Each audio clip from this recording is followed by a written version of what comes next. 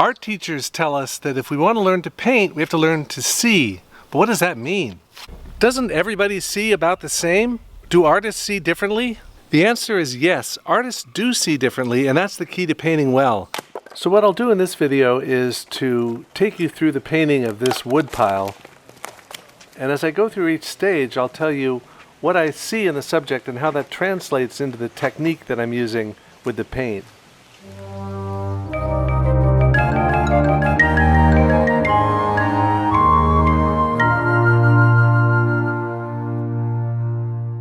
So artists don't have different visual equipment, they have a different training, different things to look for. So for example, looking at this wood pile, the first thing I want to do is break it down to a simple shape. So I'm reconstructing here after the fact what is in my mind using a piece of tracing paper over a Xerox of the photo. So I'm really trying to create a mental model with simplified outer shapes so I have something to measure, something to hold on to. So that's kind of what I was thinking, but here's what I'm actually doing. I'm using the brush to paint kind of a wiggly line rather than that simplified triangle. But what I'm looking for in the pile are anchor points so that I can find my way back to those anchor points later. I'd really like to be able to make a one-to-one correspondence between the forms that are in the scene and the ones that are in my sketch. And to do that, I have those anchor points to find my way back. It is tempting when you're doing a subject like this that's very complex to fall back on sort of painterly rhythms and shorthands for indicating detail that don't really correspond one-to-one to what you're looking at. So reconstructing again later, after the fact, these are some of the details. The diagonal pieces of wood, the one that sticks out past the line. Now it'll help me to paint around the shape with these greens so that I can see it as a whole. It's much easier to evaluate the accuracy of a shape when it's been painted in flat colors against its background. So that's why I'm going in, painting the background and the flat color of the firewood pile. So of course I see all the hundreds of variations of tones within the woodpile itself, but I want to generalize it to a light, pale, tan color for the wood, a darker color for the trees, and then a flat gray color for the driveway. Using that mental model as I lay it in, I put a dark green color behind the woodpile, a gray driveway, and then a more or less flat tan color for the woodpile.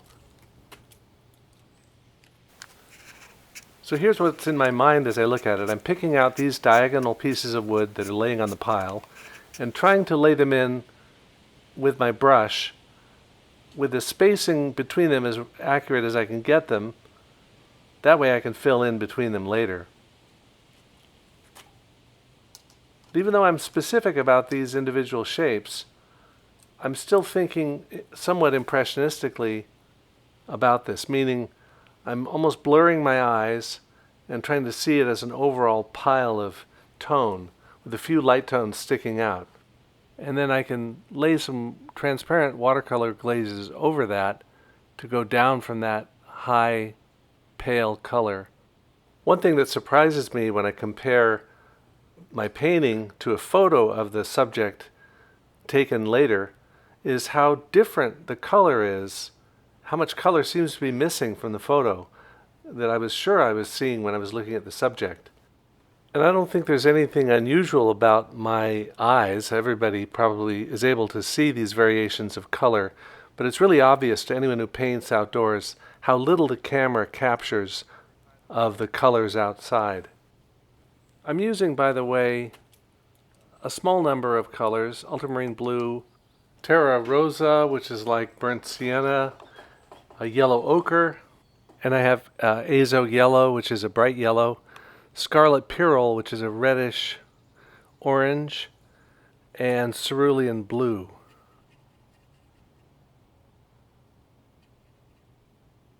I want to make these greens a little darker in the background to bring forward the light tones of the woodpile.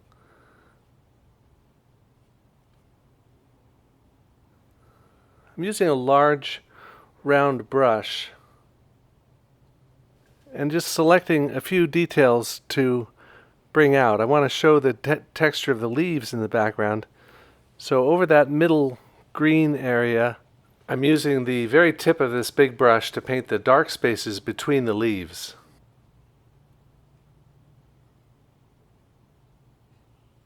So as I proceed through different areas of the picture, I kind of train my eyes to look for different categories of things, outlines of shapes, the big shapes, the relationships of the light tones to the dark tones, the details of the bark texture, the shape of the leaves. Each time I head out with a different search image to try to find what I'm looking for. This idea of creating mental models to guide your perception is very similar, and it's based on ideas that are coming from the science of perception. For example, Robin Carhart-Harris or Donald Hoffman have told us that vision is much less a bottom-up process where we have large amounts of unfiltered raw information coming up from our retinas to our brains, but it's much more of a top-down process, meaning that the brain is providing us with models of what we're seeing, and this is largely unconscious, so that it fills in all the gaps of information that you're seeing with a prediction of what's in front of you. In fact, the optic nerve, which comes from our retina, doesn't really carry very much information. It just gives us a few clues, and the rest is provided by our brain's models of what we're seeing.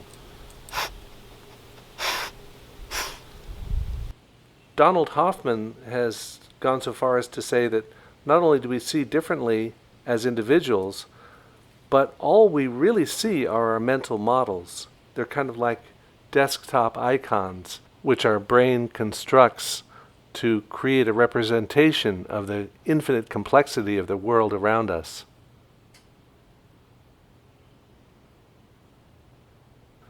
So what makes artistic vision special is not that we have any higher sensitivity to color or detail, but that we can recruit these processes or mental models that are normally unconscious and make them conscious and deliberate to serve us at each stage of making a picture. Now at this point I want to carry the tone of the driveway across the picture a little bit more and leave just those little areas where the blossoms that have fallen down from the oak trees have gathered up in bunches. So I need to come up with a way to suggest those textures, the texture of those light tan bunches of dried up blossoms on the ground. I can mix a little white with yellow ochre in a fairly dry bit of paint and kind of drag that over the surface of the slightly wet paint.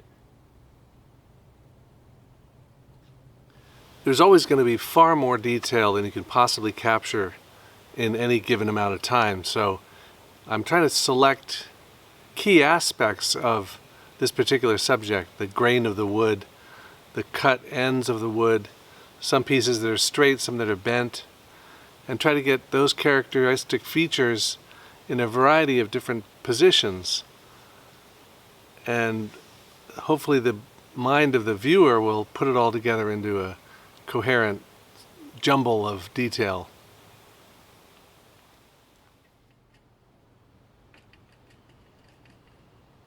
So learning to paint is only in part about learning to manage brushes and paint. It is about learning to see. And we're lucky to be alive today when so much is being learned about how our visual perception works. I'll put some links down below with some good podcasts and some good articles online that talk more about this whole idea of visual perception. Now I'm getting closer to the finish, and so I'm just picking out a few areas that I want to define a little more carefully, and I'm letting the randomness of the brushstrokes kind of fill in for the rest. Most times that I paint, I feel that I see 100 leaves for every one that I paint, and 100 details for every one that I include, and that all I'm doing is just painting a few representative samples of different textures and areas, rather than really representing the whole reality that I see in front of me. But to me, that's the magic of painting, trying to capture something about the world and put it in a form someone else can experience. Richard Feynman, the great scientist, once said that firewood is a form of stored sunlight. And that's what painting is too. It captures the heat and light of the sun and allows other people to experience it in another time and place. If you like this video, subscribe so that you're first in line to see new material coming down the pike.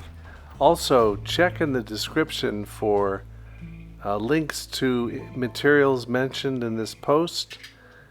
And don't forget to check out my website, which has lots of sign books